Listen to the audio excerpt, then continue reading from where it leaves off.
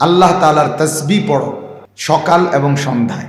আল্লাহ তাআলা বলেন, সকাল সন্ধ্যার এই জিকির তাসবিহের বরকতে আমি আল্লাহ তাআলা তোমাকে নগদ 3টা পুরস্কার দেব।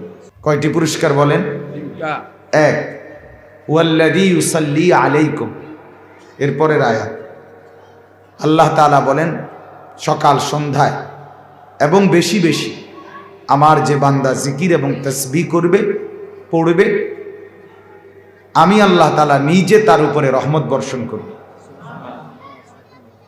2 নাম্বার, ওয়া মালাইকাতুহু, এবং আল্লাহ তাআলার সমস্ত ফেরেশতা ওই ব্যক্তির জন্য আল্লাহ তাআলার নিকট রহমতের দোয়া করবে। 3 নাম্বার, লিয়ুখরিজাকুম মিনায-যুলুমাতি ইলান-নূর, আল্লাহ তাআলা বলেন জিকির এবং তাসবিহের বরকতে আমি নিজে তোমাকে সমস্ত গুনাহের অন্ধকার থেকে ঈমান আর আমলের আলোর দিকে নিয়ে আসবে, নূরের দিকে নিয়ে আসবে। তাহলে 3টা পুরস্কার।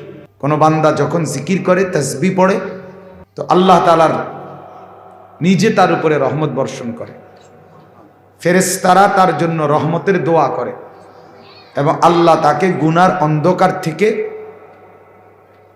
ঈমান ইসলামের আলোর দিকে টেনে নিয়ে আসে।